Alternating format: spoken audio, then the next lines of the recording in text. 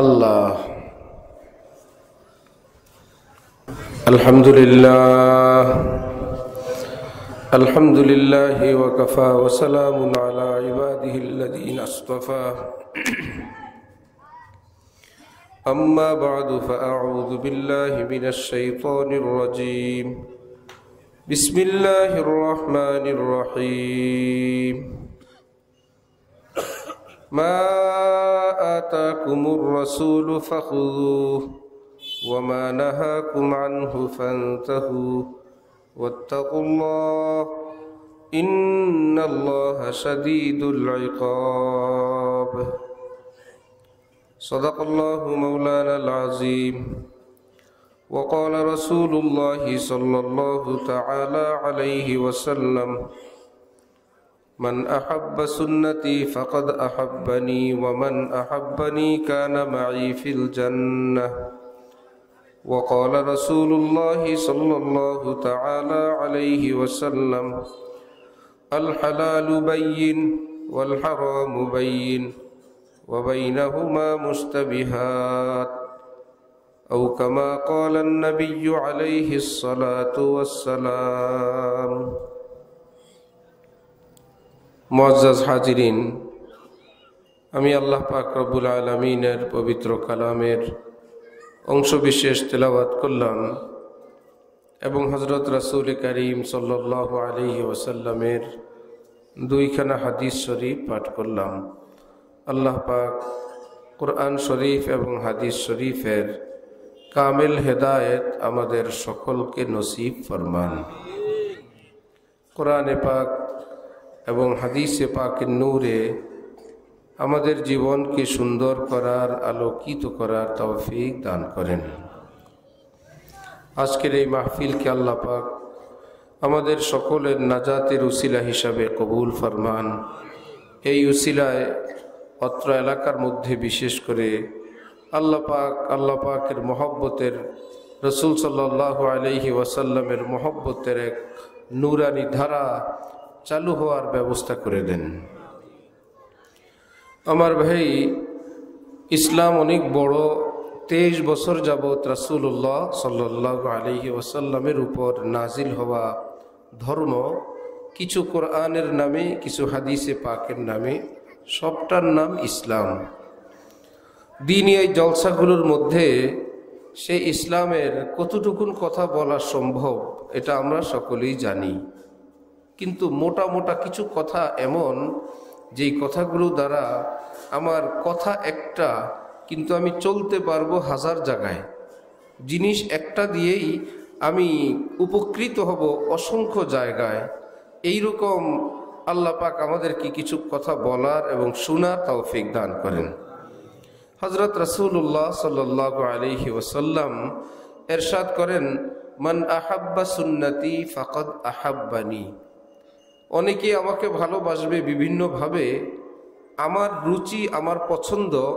আমি তোমাদেরকে বলি, যে আমার সুন্নতকে ভালোবাসবে তাহলে আমি এ কথা স্বীকৃতি দিব সে আমাকে ভালোবাসলো।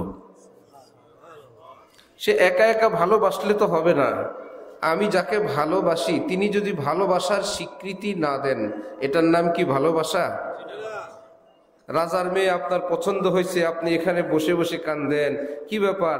আমার তার সাথে ভালোবাসার সম্পর্ক। তিনি জানেন না জানেন না, এটার নাম কি ভালোবাসা? দুই দিক থেকে, দোনো জানিব সে ইশারে হো চুকে, হাম তুমহারে তুম হামারে হো চুকে। উভয়কে যদি ভালোবাসে একে বলে কি ভালোবাসা। নবীকে ভালোবাসলেই হবে না, নবী এই ভালোবাসা অ্যাকসেপ্ট করতে হবে, গ্রহণ করতে হবে। এটা তো পরিষ্কার। আমি ভালোবাসলাম নবীজিকে, কি আল্লাহু আকবার বলে নামাজে দাঁড়াইলাম, এই ছোট বাচ্চারা কেউ কথা বলবা না, নড়বা না, ছোট্ট বাবুরা এদিক ফিরো, এখন কেবলা এদিকে। আমি নামাজের মধ্যে দাঁড়াইলাম, দাঁড়ানোর পর হঠাৎ মনে পড়লো নবীজির কথা, দুরূদ শরীফ শুরু করলাম। এটা তো নবীজির মহব্বতে পড়লো। আসলেও লোকটা নবীজির মহব্বতেই পড়লেন। আমি শতভাগ বিশ্বাস করি, শ্রদ্ধা করি, কিন্তু ইসলামী দৃষ্টিতে এই দুরুদের কারণে নামাজ থাকবে না শেষ? দুরুদ পড়লে নামাজ শেষ? জি শেষ। কেন? আমি নবীজির মহব্বতে দুরুদ পড়লাম, আপনার মহব্বতটা নবীজি অ্যাকসেপ্ট করেন নাই, গ্রহণ করেন নাই। কোথায় দলিল আছে গ্রহণ করেন নাই? উনি বলে গেছেন এটা নামাজ, এটা আমার দেওয়া। আপনি যে এর মধ্যে নতুন কিছু প্রবেশ করাইলেন, আপনার এই কাজের মধ্যেই বোঝা যায় নবী যেই নামাজ দিলেন ওটা আপনার ভালো লাগে না, আপনি একটা নতুন ডিজাইন বাইর করলেন, এতেই বোঝা যায় আপনি নবীর তরিকায় আছেন না নাই। আপনি দুরূদ পড়লেও কাজ হবে না। 3 রাকাত 4 রাকাত বিশিষ্ট ফরজ নামাজ, আত্তাহিয়াতুর মধ্যে আবদুহু ওয়া রাসূলুহু এ পড়লেই উঠে যাব। কিন্তু যদি দুরূদ শরীফ পড়ে ফেলি তাহলে কি সহু সেজদা লাগবে কি লাগবে না? দুরূদ শরীফ পড়লে সহু সেজদা, সহু সেজদা তো বলে ভুল করলে। সহু সেজদা হয় কি করলে? দুরূদ শরীফ কি ভুল? ভুল। নবীজি আবদুহু ওয়া রাসূলুহু বলে দাঁড়িয়ে গেছেন, আপনি দাঁড়ান নাই, আপনি অতিরিক্ত করছেন, এটাই ভুল। যেই মাপে নবী দিলেন এই মাপের বাইরে যাওয়া কি শুদ্ধ না ভুল? রমজানের ইফতার আপনাদের দেশে কি মাগরিবে না এশায়? কেউ যদি একটু বড় রোজা রাখে, আল্লাহ যত বেশি যত কড়া রোজা পাবেন আল্লাহ তত খুশি হবেন। তোদের ইফতার মাগরিবে, আমার ইফতার এশায়। আল্লাহ বেশি খুশি হবেন না নারাজ হবেন? আল্লাহ বেশি দিলেও নারাজ হয়, নারাজ হয়। আমার নবীর মাপের রোজা কই? মাশাআল্লাহ মাশাআল্লাহ, আমার নবীর মাপের রোজা দাও। আপনিও বেশি দিলে নারাজ হন, শুধু নবী না। দর্জির কাছে আপনি জামার মাপ দিয়ে আসছেন, দর্জি দেখলো কাপড় একটু বেশি আছে, হাতার দিক থেকে 6 আঙ্গুল, নিচের দিক থেকে আধা হাত একটু বড় করে বানায় দিছে, খুশি হবেন না? আলহামদুলিল্লাহ, বানানোর পয়সা সমান। দর্জি বলল অতিরিক্ত মজুরি দিতে হবে না, আমি আপনারটা কাপড়টা কেটে নষ্ট করি নাই, আপনারটা একটু বেশি দিছি, আলহামদুলিল্লাহ কম দেই নাই। আপনি খুশি হবেন না নারাজ হবেন? বলবেন শয়তান, তোরে বলছি এই বরাবর কাটার জন্য বলে গেছি, কাপড় আমার, আমি তোকে বলছি এই হাতা এই পর্যন্ত, এটা আমার হাত, নিচে এই পর্যন্ত, এটা আমার ডিজাইন। তো এই ডিজাইনের বাইরে গেলে অসন্তুষ্ট কেন হন? কম দিছে না বেশি দিছে? মাপের বাইরে বেশি দিলেও অসন্তুষ্ট, মাপের বাইরে রোজা বেশি রাখলেও অসন্তুষ্ট, নিয়মের বাইরে দুরূদ শরীফ পড়লেও জরিমানা। কি ব্যাপার? আল্লাহ পাক ইসলামের কিছুই বাকি রাখেন নাই। হযরত রাসূলুল্লাহ সাল্লাল্লাহু আলাইহি ওয়াসাল্লাম কি দিয়ে পূর্ণাঙ্গ ইসলাম আমাদের সামনে পেশ করছেন, আর বলছেন আল ইয়াউমা আকমালতু লাকুম দীনাকুম ওয়া আতমামতু আলাইকুম নি'মাতি। হে নবী, আজকে আপনার উপরে দিন যেটা কিয়ামত পর্যন্ত চলবে সেটাকে আমি আল্লাহ পরিপূর্ণ করে দিলাম। তাহলে আল্লাহ যদি পরিপূর্ণ করেন, সেখানে নতুন কিছু সংযোজনের অর্থ আল্লাহ পরিপূর্ণ করেন নাই।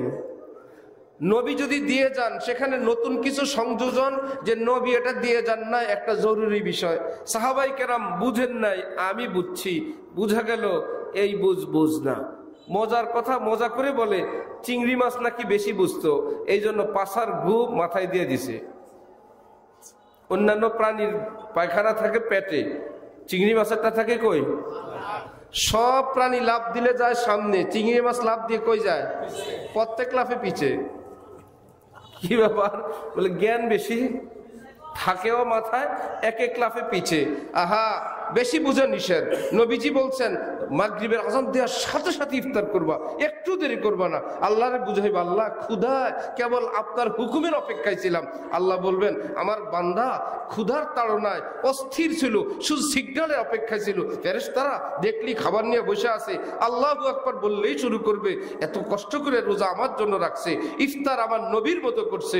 শোনো, লিসাইমি ফারহাতান, ফারহাতুর ইনদা ফিত্রি, ফারহাতুর ইনদা লিকাই রাব্বি। আমি তার উপর এত খুশি, একটা খুশি তাকে ইফতারের সময় সাপ্লাই করব, আরেকটা খুশি সে পাবে কিয়ামতে জান্নাতে যখন আমাকে দেখবে।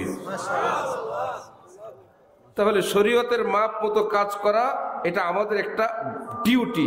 কারণ তাহলে আমাদের কাজ হলো আল্লাহ পাকের হুকুম মান্য করা। প্রত্যেক রাকাত নামাজে আমরা সবাই একটা ঘোষণা দিই, ইয়াকা নাবুদু, বলি কি না? হে আল্লাহ, আমরা আপনার গোলাম, আমরা গোলামি করি। গোলামের কাজ কি? নিজে সিদ্ধান্ত দেওয়া না মালিকের সিদ্ধান্ত মানা? এক আল্লাহওয়ালা গোলাম কিনলেন, কিনে জিজ্ঞাসা করলেন, বাবা তোমার নাম কি? বললো, আমরা গোলাম, গোলামদের কোনো নাম হয় না, মালিক খুশি হয়ে যায় নামে ডাকেন, এটাই আমাদের নাম। আচ্ছা, তোমার কি খাবার পছন্দ? বললো, গোলামদের কোনো নির্দিষ্ট মেনু হয় না, সিদ্ধান্ত হয় না, মালিক খুশি হয়ে যেটা খাওয়ান সেটাই খাই। তাহলে তোমার কি পোশাক পছন্দ? বলল, হজরত শরম দিয়েন না, এগুলো কি আমাদের কথা? আমরা তো গোলাম, মালিক খুশি হয়ে যেই পোশাক দেয় আমরা সেটাই পরি, আমাদের কোনো চয়েস হয় না। আমাদের চয়েসই কি আর চলে? তাহলে কি আর আমরা গোলাম হইতাম? সে ব্যক্তি বেহুশ হয়ে গেছে। কি বলে ছেলেটা? হুশে আসলে বললেন, শুনো, আল্লাহর জন্য তোমাকে আজাদ করে দিলাম। কেন? আপনি আমাকে শখ করে কিনলেন, আবার আজাদ করলেন কেন? বললেন, আমিও কারো গোলাম। সেই মালিকের গোলামি কিভাবে করতে হয় আজকে তোমার মুখে শুনে, তুমি তো হলে টেম্পোরারি, অস্থায়ী গোলাম। এই গোলাম আসো, মালিক যদি আজাদ করে দেয় তুমি বলবো আমি এখন আর গোলাম না। কিন্তু এমন গোলাম আমি, আমার কোনো আজাদির ব্যবস্থা নাই। আছে ব্যবস্থা? এবাদত করতে করতে ইয়াকা নাবুদু বলা লাগে না, এরকম আছে কিছু? বরং যত এবাদত করে তত বড় গোলাম হয়। আরো এবাদত করলে বলে আমি আরো বড় গোলাম। যত এবাদত করে আরো তত ছোট হয়। গাছের ডালে যত ফল ধরে তত ছোট হয়, তত নিচু হয়। ফল যত বড় হয় ডাল তত নিচু হয়। এটা আলামত, ফল ফলের ভারে ডালটা নিচু হয়ে গেছে। আর যেই ডাল ফল নাই সেটা উঁচু হয়। এতে সবাই বুঝে ফল নাই তো এই জন্য উঁচু হয়। আমার দাদা পীর হযরত ওয়ালা করাচি রহমতুল্লাহ আলাইহি বলেন, যার জীবনে সুন্নত শরীয়তের আমলের তৌফিক হয়, আল্লাহর মোহব্বতের তৌফিক হয়, ওই ব্যক্তির জীবন ধীরে ধীরে কেবল বিনয়ী হয়, আরো ছোট হয়। এতদিন ছিল ভালো, এখন বলে আমি গুনাহগার। আমল করতে করতে এখন বলে আমি আরো গুনাহগার। এখন যারই দেখে আমার জন্য দোয়া করবেন। কি ব্যাপার? এত আমল, আমল করতে করতে বড় হয় না, আমল করতে করতে নিজের দৃষ্টিতে নিজে তত ছোট হয়। ইয়াকা নাবুদু, আল্লাহ আমরা আপনার গোলাম হই। সেই মালিকের কাছে যদি গোলাম বলে আমার কোনো সিদ্ধান্ত নাই, আমার কোনো রুচি নাই, আমার কোনো ফয়সালা নাই, হে প্রিয় মালিক আপনি যা বলবেন করবেন, পোশাক দিবেন, খাওয়াবেন, আমি সেটাই খাবো। আল্লাহ পাকের প্রকৃত গোলাম ইয়াকা নাবুদু ওয়ালা। আমরা কি বলতে পারি না, হে আল্লাহ আমাদের কোনো চয়েস নাই, সিদ্ধান্ত নাই, পছন্দ নাই আমাদের দ্বীনের ব্যাপারে, লেবাসের ব্যাপারে, খাওয়ার ব্যাপারে, পর্দার ব্যাপারে, হালাল হারামের ব্যাপারে। আল্লাহ আপনি যা বলবেন আমরা সেটা মাথা পেতে নিব। পারবো ইনশাআল্লাহ? মুসলমানদেরকে কি বলে? মুসলমান। অর্থাৎ আল্লাহর হুকুমের সামনে যে মাথা নত করে দেয়, আল্লাহ বলবেন আর বলবে আমান্না সাল্লাম না। আল্লাহ আপনি বলছেন, আর কোনো কথা নাই, আপনি যা বলবেন তাই দিব। আরে সাহাবাই কেরাম তো রাসূলুল্লাহ সাল্লাল্লাহু আলাইহি ওয়াসাল্লামের পবিত্র জবানের একটা বাণীর সামনে নিজের জীবন পেশ করে দিতেন। হযরত আবু বকর সিদ্দিক জীবন পেশ করে দিতেন, হযরত উমররা জীবন পেশ করে দিতেন। একবার তামিমে দারি রাদিয়াল্লাহু আনহু, এক সাহাবী, তিনি আসরের পর নফল পড়ছেন। এই বাচ্চাগুলো রুমাল টুমাল থামান তো চোখের সামনে, এই জন্য বাচ্চা সামনে বসানো নিষেধ। সব মাহফিলে কতগুলো পিচ্ছি বসায় রাখে সামনে, বুঝের মানুষ সামনে বসা সুন্নত। হযরত তামিমে দারি রাদিয়াল্লাহু তাআলা আনহু অনেক বড় জলিলুল কদর সাহাবী। একবার আসরের পরে তিনি নফল নামাজ পড়লেন হযরত ওমরের জামানায়। হযরত ওমর ওনাকে ডেকে সব মানুষের সামনে বেত লাগাইলেন, ইচ্ছা মতো পিটাইছেন। এবার রুমের মধ্যে গিয়ে হযরত ওমর আবার কান্নাকাটি করতেছেন, আমি তামিমকে মারলাম, ডাকো তামিম ভাইকে, ডাকো ভাই। এবার বলল, তামিম তুমি কে? আমি তোমাকে চিনি, তুমি তো সেই সাহাবী, একবার গুহার ভিতর থেকে আগুন বের হচ্ছিল, কেউ আগুন নিভানোর ক্ষমতা ছিল না কারো, তুমি গিয়ে সে আগুনের সামনে গিয়ে বলছিলে, হে আগুন, আল্লাহ পাক আমাকে সৃষ্টি করছেন, তোমাকে সৃষ্টি করছেন, এই জগৎ সৃষ্টি করছেন যেই নবী হযরত মুহাম্মদুর রাসূলুল্লাহ সাল্লাল্লাহু আলাইহি ওয়াসাল্লামের উসিলায় আমি তার সাহাবী। তার উসিলা দিয়ে বললাম তুমি পিছনে চলে যাও। উনি হাত আগান, আগুন পিছনে যায়। গুহার মুখ পর্যন্ত হাত নিছেন, আগুন একদম ভিতরে চলে গেছে। হযরত ওমর বলেন, তোমার থেকে যে ওই কারামত অলৌকিক ঘটনা ঘটছে আমি সেটাও জানি, তারপরেও তামিম আজকে তোমাকে কেন ব্যত্রাঘাত করলাম জানো? আজকেও যদি তোমাকে ছেড়ে দেই, ক্ষমা করে দেই, চুপ থাকি, তাহলে কিয়ামত পর্যন্তের জন্য আমার নবীজির একটা নিষেধ, আসরের নামাজ আদায় করার পর সূর্য অস্ত যাওয়া পর্যন্ত নফল পড়া যাবে না। নবীজি যে নিষেধটা করলেন, এই নিষেধের বিপরীতে একটা আমল চালু হয়ে যাবে। সবাই বলবে নফল পড়া যায়। তামিমে দারির মতন সাহাবী পড়ছেন, ওমরের মতন ব্যক্তি চুপ ছিলেন, নবীজির একটা কথা শেষ হয়ে যাবে, শুধু তোমার ইজ্জতটা থাকবে। আমি ভাবছি তুমি একটু আঘাত পাও, কষ্ট পাও, ব্যথ খাও, তুমি যত কষ্ট লাগে তুমি কষ্ট করো, তবু আমার নবীর একটা বাণী, একটা সুন্নতের গায়ে যেন আচরণ না লাগে, এই জন্য আমি তোমাকে ব্যথ লাগাইলাম। তামিম আমাকে মাফ করে দিও। হযরত তামিম দারি কান্না শুরু করলেন আর বললেন, আল্লাহ যোগ্য ব্যক্তিকেই আমিরুল মুমিনিন বানান। আমি এইরকম হাজারবার ব্যথ সইতে পারবো, মনে দুঃখ লাগবে না, আমার নবীর একটা বাণীর গায়ে যেন আঘাত না লাগে। যেভাবে বলছেন সেভাবেই। এইরকম ইসলামটা পাওয়া যাবে কোথায়? ঠিক না? আপনাদের হাজীগঞ্জ বাজার থেকে একটা ঘি নিছে আমার ছোট ভাইয়ের বিয়েতে, কচুয়া। আমি ঘিটা নাকের কাছে নিয়ে দেখি, যত পারি না নাকটারে কৌটার ভিতরে ঢুকাই দিই, কোনো সোয়াবিন তেলের গেরানো নাই। আর ওই বাবুর্চি সব কিছুর অর্ডার নেওয়ার পর বললো, হুজুর ঘিটা আমি দিব। আমি তো আর বুঝি না, বললো আপনারা কিনতে পারবেন না? মাছ পারি, গোস পারি, সব পারি, ঘি কিনতে পারি না আমরা। এই বেটা বললো ঘিটা আমরা দিই, আমি দিব, ওটা ভালো হাজীগঞ্জের। কোচের মানুষ হাজীগঞ্জের থেকে ঘি আনবে, বিশাল না? হাজীগঞ্জ তো আমাদের কাছে সিটি কর্পোরেশন, হাজীগঞ্জের থেকে ঘি আনছে। আমি বললাম, ভাই আপনি এটা কি করলেন? 1200 টাকা করে 2 কেজি ঘি 2400 টাকা নিল। আমি বললাম, এটা না দিলে আমার খাবারটা আরো ফ্রেশ থাকতো, আপনি একটু সয়াবিন তেল দিতেন, 250 গ্রাম ঘি দিতেন, তাহলে আমি ঢাকা থাকি আমারে বলতেন, আমরা একটু ভালো ঘি আনতাম। বললাম, মাদ্রাসার জন্য আমরা অনুষ্ঠান করছি, 40 কেজি ঘি দিছি বিরিয়ানিতে, ঘি আর মাখন সহ বিল আসছে 1,18,000, শুধু ঘি আর সঙ্গে হলো এই ধরনের সামান, শুধু মিষ্টি দোকান থেকে মাওয়া ঘি আর মাওয়া, এই দুইটার বিল দিছে 1,18,000 টাকা। অল্প একটু ঘি কি আমরা কিনতে পারতাম না? পরে আমি জানতে পারলাম এই 1200-র মধ্যে ওনার বাবুর্চির বিল যা, সবচেয়ে বড় ব্যবসা ঘির ব্যবসায়। হ্যাঁ, গায়ে 1200 আছে, এটা উনি কিনছেন 700 দিয়ে বা 600 দিয়ে। তো বিসমিল্লাহ করে বোতলে বোতলে ওনার 600 লাভ। দোকানদার আবার কিনছে এটা 300 দিয়ে। কত দিয়ে? 300 দিয়ে। দোকানদার বেচে 600, দোকানদারের কিছু লাভ। দোকানদার যে কিনছে 600, ওই বেটা আবার কিছু লাভ করছে না? তাহলে কি আমি ঘি কিনলাম না, খালি কোটা কিনলাম? খোঁজ নিয়ে জানা যাবে। ওই বেটার কাছে গেলে বলবো, আমি 200 টাকা বিক্রি করছি, কোটার দাম কত, একটু সয়াবিন তেলের দাম কত, একটা প্যাকেট লাগাইছি সেটার দাম কত, আপনি আবার ঘি খোঁজেন? আমি তো পাইছি টাকা 200, ওইটাও তো ঘি, লেখা আছে খাঁটি ঘি, আছে কি না? যাত্রাবাড়ি একটা লোকাল বাসে একটা লোক মধু নিয়ে উঠছে, তো গ্রামেও তো খাঁটি মধু পাওয়া যায় না, যেখানে ভাঙ্গে সবাই রেখে দেয়।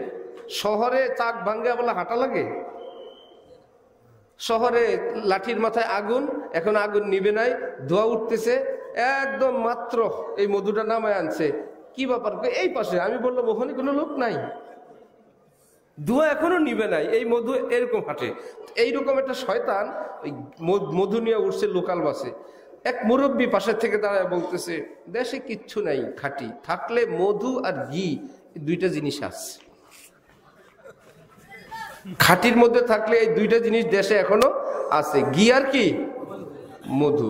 সব লোকেরা ওই বুড়ার দিকে তাকাইছে, কি বলে আমরা এই দুই জ্বালায় শেষ।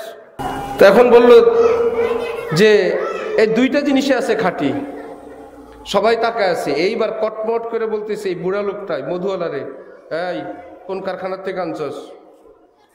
কথার এমন ভাব, চোখ পাকানি এবং শরীর মনে হচ্ছে লাঠি দিয়ে গাড়ির থেকে ফেলে দিব। দোকানদার মধুওয়ালা এখন কাঁপতেছে, কোন কারখানা থেকে আনছো, সত্যি কথা বল।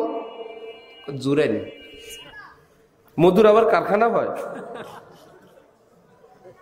মধুর কারখানা হয়? হয়। আপনারা যদি কিনেন সব কারখানার। এমন জোরে বলছে কটপট দিয়ে, কোন কারখানার? জুরেন। এই মধু দেশে অল্প না, ব্যাপক। এই বলি কি খাঁটি মধু নাই? আছে কি না? হাজীগঞ্জের ওই ঘি দিয়ে ধোকা খাইছে বলে আসলে কি খাঁটি ঘি নাই?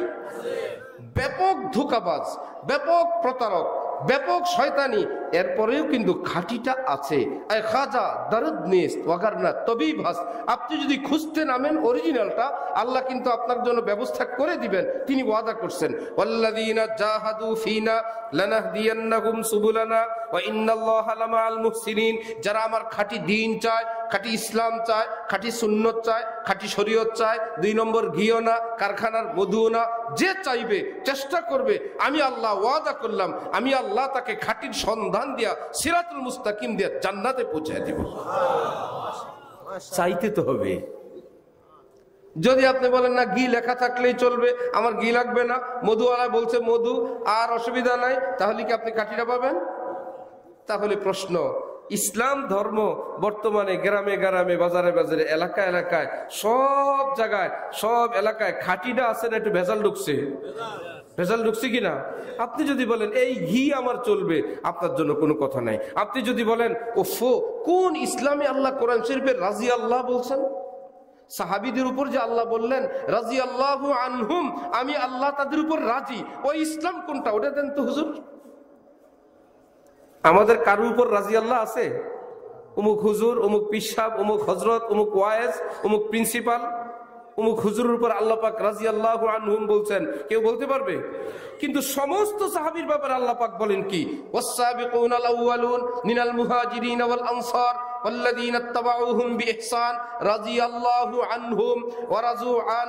মুফাসসিরিনরা বলেন সাবিকুনাল আউয়ালুন, মুহাজিরিন আনসার বলতে আল্লাহ সমস্ত সাহাবায়ে কেরামকে বলে টলে এবার বলেন কি, আমার নবীর কথা এরা এমন মানলো, নবীর সুন্নতের উপর এমন চলা চললো, আমার কোরআনের উপর এমন চলা চললো, নিজের বাপ দাদার সব ঐতিহ্য ভুলে দেয়া, বলছে না লা ইলাহা, আব্বার ধর্ম না, আল্লাহর ধর্ম চাই, বাপ দাদার কিচ্ছা কাহিনী না, লা ইলাহা কি চাও? ইল্লাল্লাহ, আল্লাহ আপনি যা বলবেন সেটা চাই। এই সাহাবায়ে কেরাম কোরআনের উপরে, সুন্নতের উপরে, নবীর প্রেমে, নবীর ভালোবাসায় এমন এক জীবন আল্লাহ তাদের আল্লাহর সামনে তারা দিলেন। আল্লাহ পাক বলেন কিয়ামতে তো আমলনামা দিব ডাইন হাত বাম হাত, এতক্ষণ আমি সইব না। সাহাবীদের ব্যাপারে আমি গোপনে গোপনে একটা আমলনামা দুনিয়ায় দিয়ে দিলাম, রাজিয়াল্লাহু আনহুম, আমি আল্লাহ তাদের উপর রাজি খুশি। আল্লাহ যাদের উপর রাজি, এরা কোথায় যাবেন? সব জান্নাতে যাবেন কিনা? রাজি আল্লাহকে আমাদের ওয়াজ না কোরআন শরীফের আয়াত? এই জন্য আবু বকর সিদ্দিক রাদিয়াল্লাহু আন, উমর রাদিয়াল্লাহু আন, ওসমান রাদিয়াল্লাহু আন, হযরত আলী রাদিয়াল্লাহু আনহু বলেন কিনা সবাই? এই রাদিয়াল্লাহু আনহু অনেকে একটু লম্বা পারে না, শেষে সাহাবা আজমাইন বলে কিনা? কোথায় হলো রাদিয়াল্লাহ, কই হলো আজমাইন? আজমাইন অর্থ কি? মনে করে রাদিয়াল্লাহর বিপরীত একটা। কেউ রাজিয়াল্লাহ বলে আর কেউ কি বলে? আজমাইন। আজমাইন অর্থ সব। আজমাইন আর রাজিয়াল্লাহ ধারে কাছে অর্থ নাই, দুইটা দুই ব্যাপার। ওই রাজিয়াল্লাহু আনহু একটু লম্বা, একটু উচ্চারণে কষ্ট, এর বদলে একটা আজমাইন চালায় দিয়েছে, যা সাহাবায়ে কেরাম রাজিয়াল্লাহু আনহুম আজমাইন। তাহলে আল্লাহ যাদের উপর রাজি হয়ে গেলেন, এই মানুষগুলো কি নবী ছিল না? এরা তো সাহাবী, এরা তো মানুষ বিভিন্ন বয়সের। তাহলে আমরা খোঁজ নেই তো এই মানুষগুলো কি করে রাজিয়াল্লাহ পেয়ে গেলেন, আল্লাহর রাজি খুশি পেয়ে গেলেন? এই যুগের আবিষ্কার করা আমল দিয়ে না সেই যুগের আমল দিয়ে? ইসলামের অরিজিনালটা এই যুগে পাবেন না সেই যুগে? এটা বুঝেন তো। এক এক জিনিসের অরিজিনাল এক এক জায়গায়, উন্নতটা এক এক জায়গায়।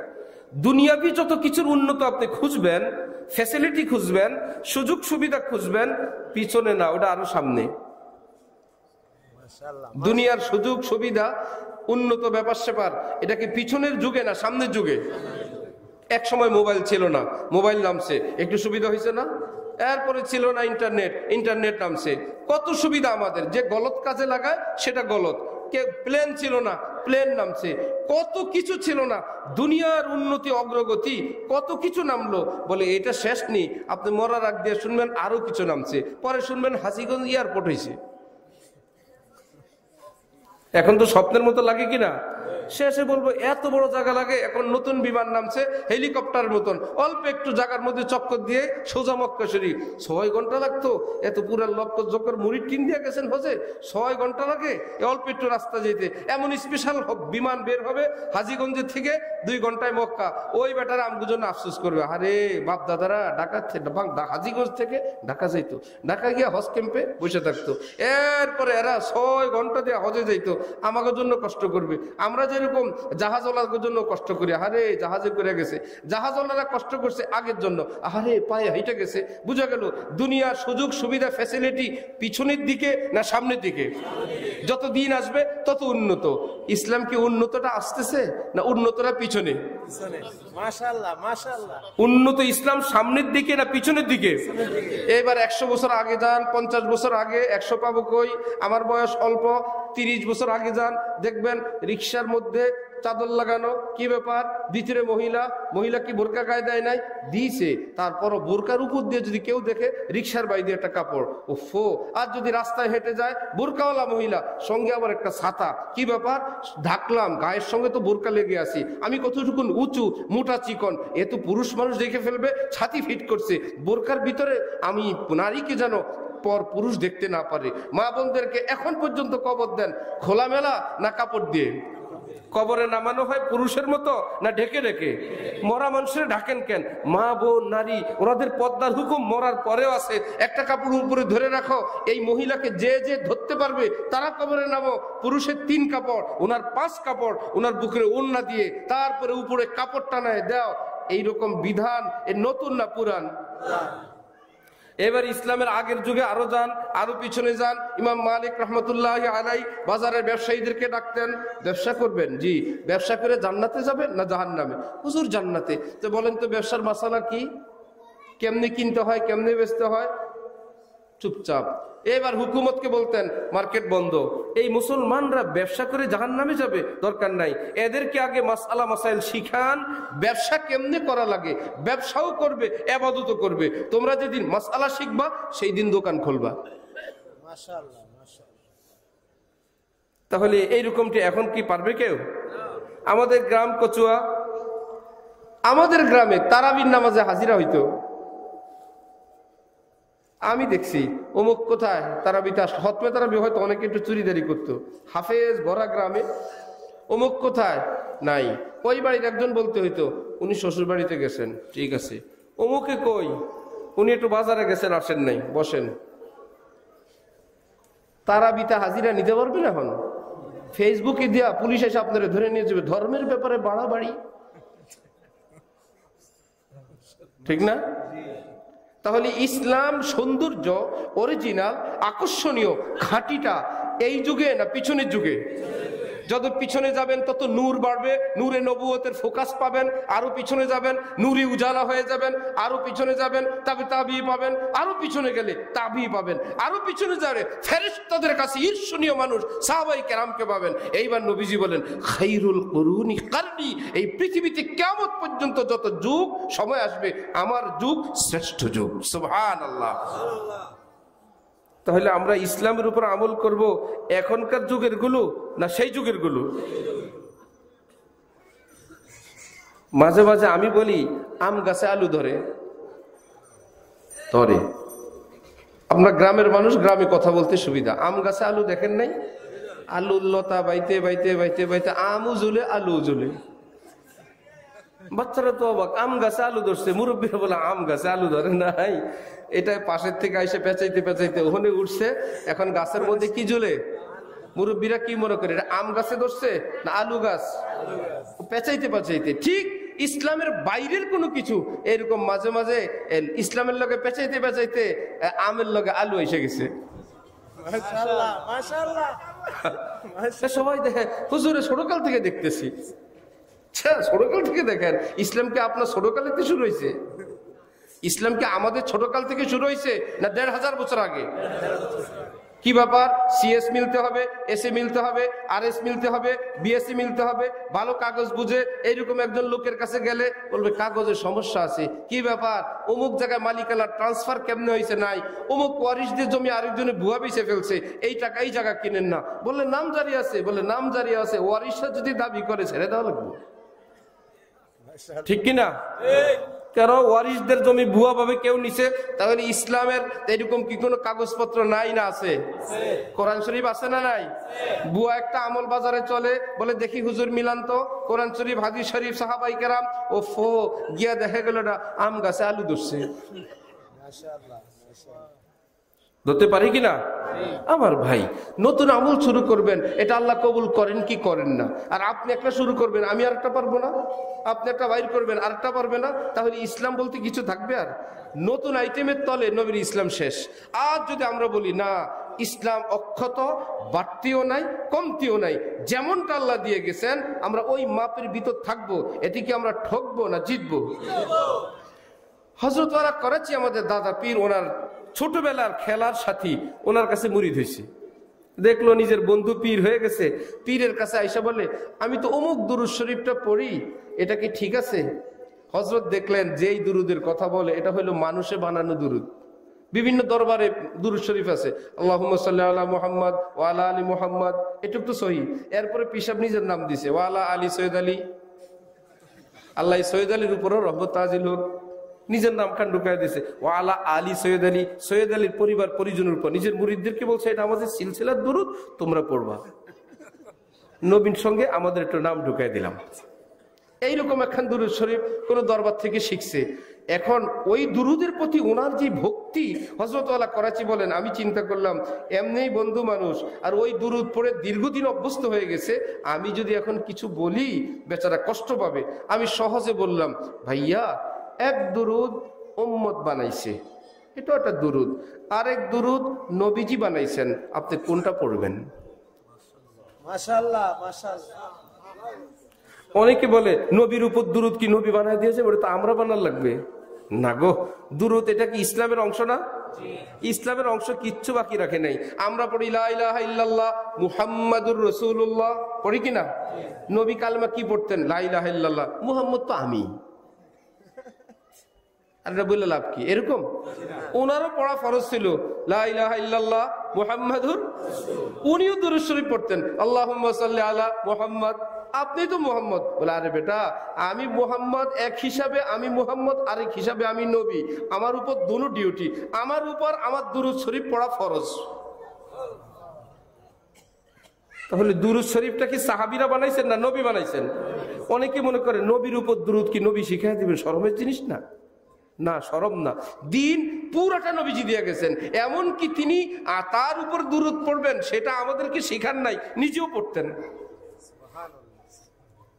দুরূদ শরীফ নিজে নবীজি পড়তেন কিনা? আশহাদু আল্লা ইলাহা ইল্লাল্লাহ আশহাদু আন্না মুহাম্মাদার রাসূলুল্লাহ, নবীজি যখন আযান শিখাইছেন শরমে চুপ ছিলেন, কেমনি কই আমি আমার কথা, এরকম ছিল না? শিখাইছেন না? শিখাইছেন। তো বুঝা গেল নবীজির উপর দুরূদ তিনি বানায় গেছেন। আমার ভাই, তাহলে নবীজির বানানো দুরূদও মার্কেটে আছে, উম্মতের বানানো, সেই উম্মত যেমনই হোক, আমি ওনার প্রতি অশ্রদ্ধা অভক্তির কিছু বলবো না। তিনিও একখান দুরূদ শরীফ বানাইছেন। আপনাদের খেদমতে আমার আরজ, উম্মতের বানানো দুরূদ পড়বো না নবীটা পড়বো? কেন? ওটার কবুলিয়তের গ্যারান্টি আছে, ওটার মধ্যে কবুল হওয়ার কি আছে? ইন্না লিল্লাহি মালাইকাতান সাইয়াহিনা ফিল আরদ ইউবাল্লিগুনি আসসালাম। নবীজি বলেন আমার উপর যারা দুরূদ পড়ে এই দুরূদটা আমার কাছে আনার জন্য আল্লাহ তো জানেন সওয়াব দিবেন, কিন্তু আমার উম্মতের সঙ্গে আমার একটা সুসম্পর্ক, আমার নজর পাবে, এই জন্য আল্লাহ একটা এক্সট্রা ব্যবস্থা করছেন। যে যেখানে দুরূদ শরীফ পড়ে আল্লাহ পাক ফেরেশতা লাগায় রাখছেন, ওই দুরূদ শরীফটা নিয়ে সোজা আমার রওজায় চলে আসে। আইসাই বলে ইয়া রাসূলুল্লাহ, আপনার উম্মত নাম এই, বাবার নাম এই, আপনার জন্য এতবারে দুরূদ শরীফ হাদিয়া পাঠাইছেন। সেখানে দুরূদ যদি যায়, নবীরটা না নিজেরটা বলবে, আরে আমারটা ভালো লাগে না, ও নিজে বানাইছে। সেই দুরূদ না মদিনায় যাবে না মদিনাওয়ালা পছন্দ করবেন। আর যদি বলে হ্যাঁ আমি যেটা চাই, যেটা পছন্দ করি সেটাই। আমাদের এক ছাত্র ভাই বাবার জন্য ঢাকার থেকে সুন্দর সুতার গেঞ্জি নিয়ে গেছেন, বাবা একটাও পরেন নাই।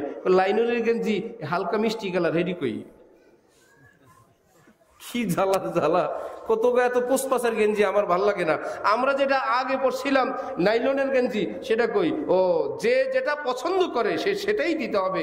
আপনি হাজার দামি জিনিস দিবেন, যাকে দিবেন তিনি যদি পছন্দ না করেন এর কোনো দাম নাই। নবীজি বলেন আমি কি পছন্দ করি, আমার আল্লাহ কি পছন্দ করেন, আমরা কিছুই গোপন রাখি নাই। সব উম্মতের সামনে ওলামায়ে কেরামের মাধ্যমে আমি আল্লাহ, আমার আল্লাহ আর আমি রাসূলুল্লাহ তোমাদের কাছে সব বলে গেলাম।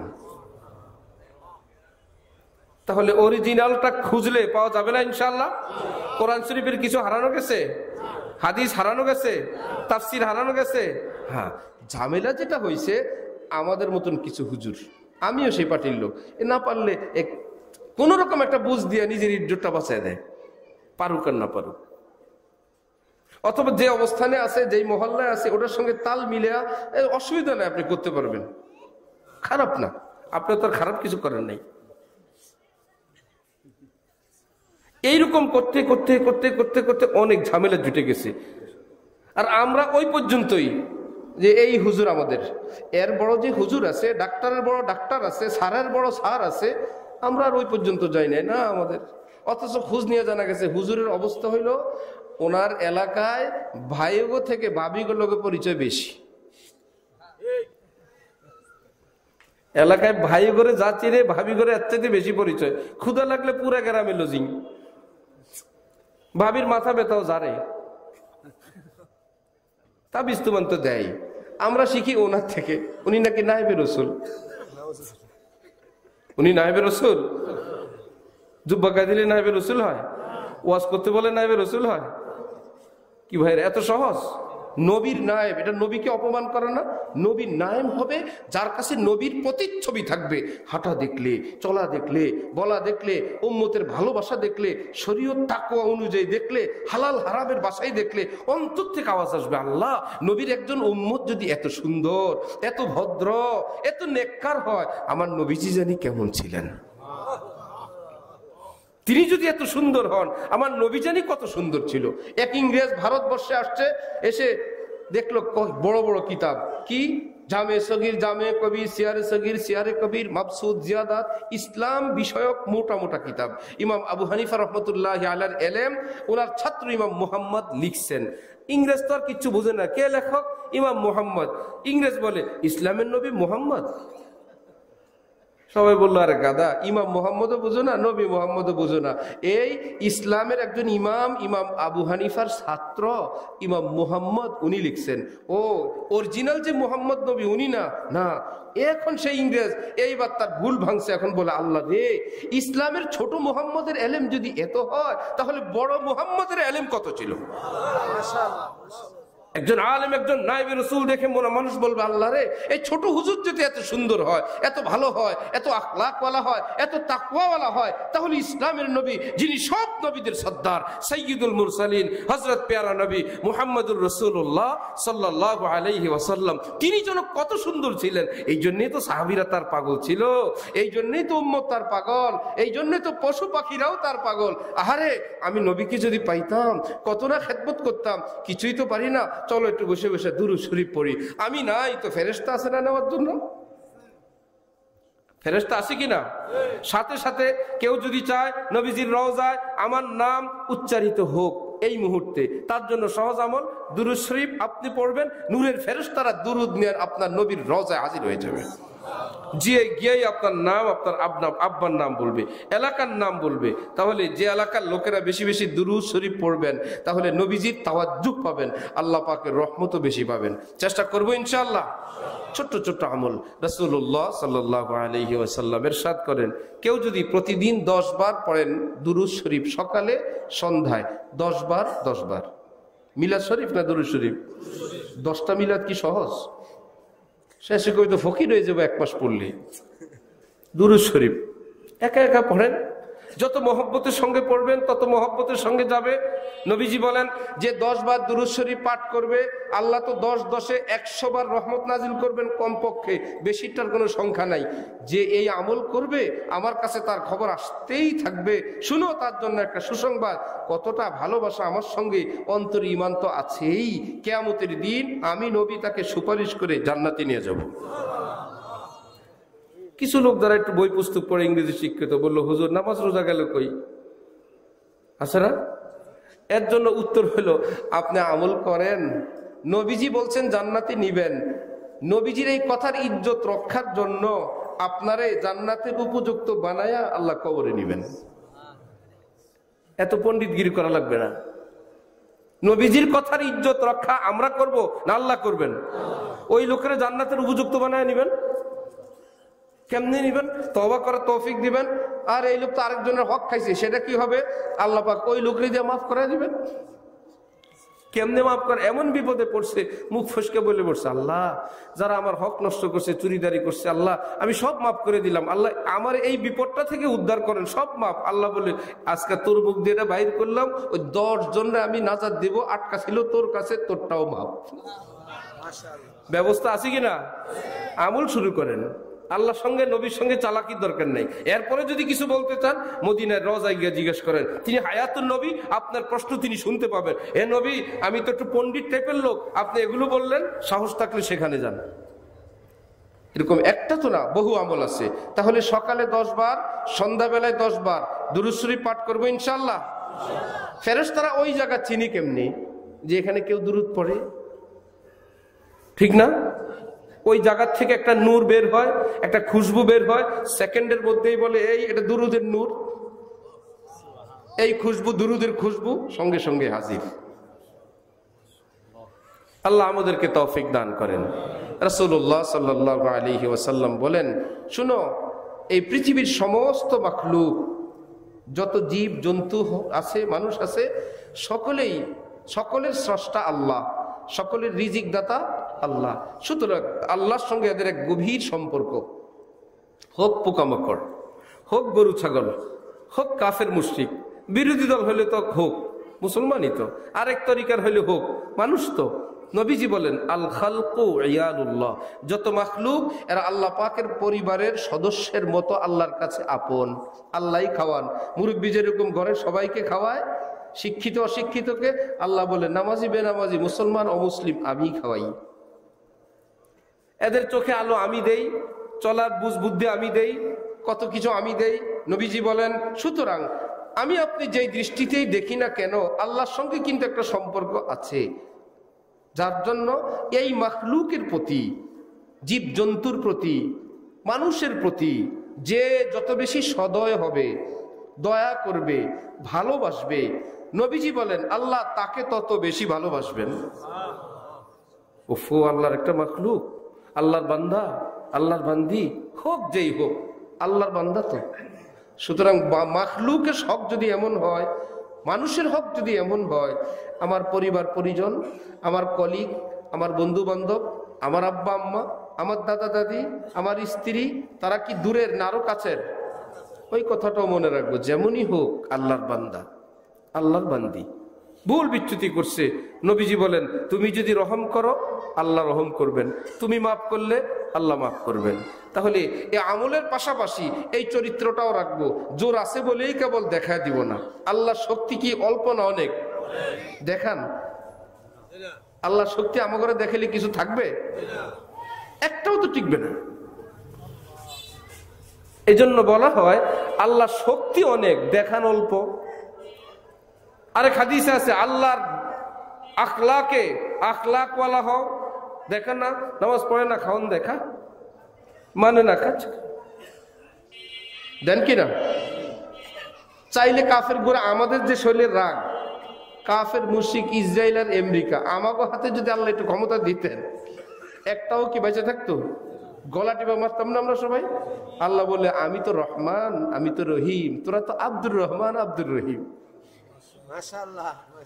আল্লাহ হলেন কি রহমান রহিম, আর আমরা আব্দুর রহমান, বহুত বেশ কম। এই জন্য রাগ গুসা, আমার তরিকা, আমার মাযহাব, আমাদের হুজুর, আমাদের পীর, এই সমস্ত গিরি বাদ দিয়ে এটুকু বলেন না আল্লাহর বান্দা মুসলমান বলা যাবে না ইনশাআল্লাহ? আখিরি যুগ সব আমার আপনার মতন একদম ঘাটে ঘাটে মিলবে না, একটু 19-20 হবেই। যদি মূলে আমরা মিলে যাই হোক না। এক ভাই এটা করেন, এক ভাই দোয়া করতেছেন, আরেক ভাই মুনাজাত, আরেকজনের সেজদা, আরেকজনের তেলাওয়াত, আরেকজনের ওয়াজ, খোঁজ নিয়ে যাবে। সবই আল্লাহর জন্য, সব কার জন্য? এখন আপনি যদি বলেন সব তেলাওয়াত করো, সবাই আজান দাও, সবাই ওয়াজ করো, যার যেটা ভালো লাগে করবে আর পেশ লাগবে। আর যদি হয় দ্বীনের আমল, সুন্নতের আমল, শরীয়তের আমল, যার যেটা ভালো লাগে আখিরি যোগ করেন ভাই করেন। এটা ভালো লাগে বেশি বেশি করেন। কারো তেলাওয়াত বেশি ভালো লাগে ওকে, কারো দুরূদ শরীফ বেশি ভালো লাগে ওকে, কারো আল্লাহর রাস্তায় দাওয়াত দিতে ভালো লাগে ওকে, কারো দান করতে ভালো লাগে ওকে, কেউ ধরে ধরে মসজিদে আনতে ভালো লাগে। যাই করে এক মালিকের চাকরি সব। আল্লাহ আমাদেরকে তৌফিক দান করেন। ওয়া আখিরু দাওয়ানা আনিল হামদুলিল্লাহি রাব্বিল আলামিন।